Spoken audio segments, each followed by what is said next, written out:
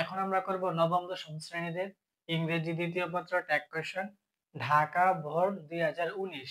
অর্থাৎ আমরা tag question করব ঢাকা বোর্ড 2019। দেখো আমাদের এ নাম্বারটা হচ্ছে I am an SSC examinee. তাহলে আই এম মানে আমি হই একজন এসএসসি এক্সামিনি মানে এসএসসি পরীক্ষার্থী, মানে আমি হই একজন এসএসসি পরীক্ষার্থী। এখন প্রথমত এই জায়গায় অক্সিলারি ভার্ব আছে এম। এখন ট্যাগ কোয়েশ্চেনের মধ্যে এম লেখা হয় না, এম এর পরিবর্তে লিখতে হয় আর। এটা কি তোমরা জানো? ট্যাগ কোয়েশ্চনে এম লেখা যায় না, অক্সিলারি ভার্ব এম এর পরিবর্তে লিখতে হয় আর। তারপর সেন্টেন্সটা অ্যাফার্মেটিভ। আমরা জানি অ্যাফার্মেটিভ মানে হ্যাঁ বোধক যদি হয় তাহলে নট আসবে, আর যদি নেগেটিভ না বোধক হয় তাহলে নট আসবে না। এটা যেহেতু অ্যাফার্মেটিভ মানে হ্যাঁ বোধক বাক্য, তাহলে নট আসবে। তারপরে হচ্ছে দেখো এই জায়গায় সাবজেক্ট হচ্ছে আই, তাহলে সাবজেক্টের প্রোনাউন ফর্ম হবে আই, তাহলে এটা হবে আরএন্ট আই। তারপরে বি নাম্বারটা দেখো, মাই মানে আমার, এক্সপেকটেশন মানে হচ্ছে প্রত্যাশা বা আশা, ইজ মানে হয়, গেটিং মানে পাওয়া, এ প্লাস মানে এ প্লাস। তাহলে মাই expectation is getting a plus, আমার আশা বা আমার প্রত্যাশা হচ্ছে এ প্লাস পাওয়া। এই জায়গায় দেখো অক্সিলারি ভার্ব আছে ইজ, ইজ সরাসরি এখানে লেখো। তারপরে আমরা জানি সেন্টেন্সটা অ্যাফার্মেটিভ বা হ্যাঁ বাক্য হলে নট আসে, তো সেন্টেন্সটা অ্যাফার্মেটিভ বা হ্যাঁ বাক্য, এই জন্য নট আসবে। তারপরে এই জায়গায় কিন্তু মাই আমার সাবজেক্ট না, এই জায়গায় হচ্ছে মাই এক্সপেকটেশন মানে আমার প্রত্যাশা, আমার প্রত্যাশা এই জায়গায় সাবজেক্ট, তাহলে আমার প্রত্যাশা এটা হচ্ছে একটা শব্দ, তাহলে এটা সাবজেক্ট হবে ইট, তাহলে এটা হবে ইট। আমরা জানি বই অর্থাৎ যেগুলার প্রাণ নেই ওইগুলার সাবজেক্ট কি হয়? ইট হয়, যেমন বই, টেবিল, খাতা, এই যে প্রত্যাশা, এগুলোর সাবজেক্ট কি? ইট, তাহলে এটা হবে ইজন্ট ইট। তারপরে সি নাম্বার দেখাও, সি নাম্বার হচ্ছে সাম মানে কিছু, অফ মাই ক্লাসমেটস মানে আমার সহপাঠীরা। দেখো এই জায়গায় একটা বিষয় বুঝো, ক্লাসমেট, এই এস যদি না থাকতো ক্লাসমেট তাহলে কিন্তু সহপাঠী, আর এস থাকার কারণে হচ্ছে ক্লাসমেটস মানে সহপাঠীরা, মানে প্লুরাল বোঝাচ্ছে। তাহলে সিঙ্গুলার হলে হয় ইট আর প্লুরাল হলে হয় দে, তাহলে ক্লাসমেটস এস থাকার কারণে এটা প্লুরাল হচ্ছে ক্লাসমেটস সহপাঠীরা। বিকেম মানে হয়ে গিয়েছিল, অ্যাডিক্টেড টু মানে আসক্ত, ইউজিং মানে ব্যবহার করে, মোবাইল ফোনস মানে মোবাইল ফোন। এর মানে হচ্ছে সাম অফ মাই ক্লাসমেটস আমার কিছু সহপাঠীরা বা আমার কিছু শ্রেণীর সহপাঠীরা বিকেম মানে হয়ে গিয়েছিল, addicted to using mobile phones mobile phone ব্যবহারের প্রতি আসক্ত হয়ে গিয়েছিল। এখন এই জায়গায় দেখো আমাদের অক্সিলারি ভার্ব কিন্তু নেই, অক্সিলারি ভার্ব না থাকলে আমাদের মেইন ভার্বটা দেখতে হয়। এখন মেইন ভার্বটা যদি পাস্ট টেন্স হয় তাহলে ডিড বসে, অর্থাৎ মেইন ভার্বটা দেখে আমরা বুঝি যদি সেন্টেন্সটা পাস্ট টেন্স হয়, অর্থাৎ মেইন ভার্বটা যদি পাস্ট টেন্সের হয় তাহলে আমাদের এই জায়গায় অক্সিলারি ভার্ব বসবে ডিড, আর যদি প্রেজেন্ট টেন্সে হয় তাহলে হবে ডু অথবা ডাস। এখন দেখো আমাদের মেইন ভার্ব এই জায়গায় দেওয়া আছে বিকেম, এটা কিন্তু আমাদের ভার্ব ওয়ান হচ্ছে বিকাম। দেখো ভার্ব ওয়ান হচ্ছে কি? ভার্ব ওয়ান হচ্ছে বিকাম। এখন বিকাম হচ্ছে ভার্ব ওয়ান, এই বিকাম থাকলে আমরা বুঝতাম এটা প্রেজেন্ট টেন্সে আছে, কিন্তু বিকেম এর মানে এটা পাস্ট টেন্সে আছে, তাহলে অবশ্যই এই জায়গায় ডিড হবে, অবশ্যই এই জায়গায় ডিড হবে। আর সেন্টেন্সটা অ্যাফার্মেটিভ মানে হাবুদক, এই জন্য নট আসবে।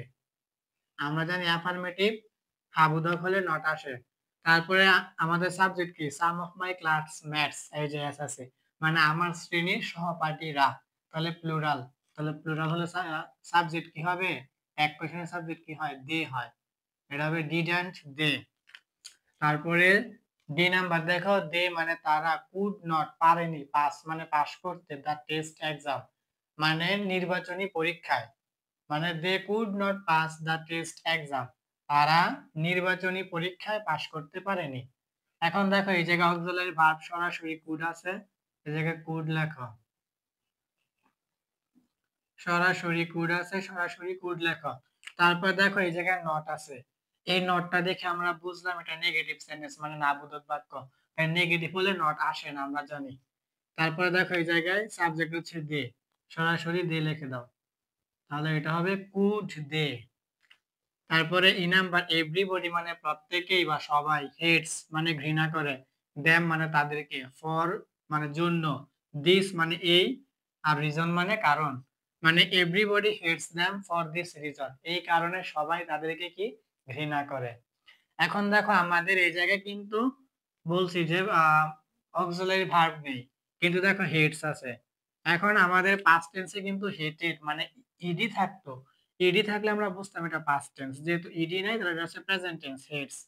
এখন হেটস প্রেজেন্ট টেন্স আছে এটা বুঝছি, তাহলে প্রেজেন্ট টেন্স হলে আমাদের ডু অথবা ডাজ বসে।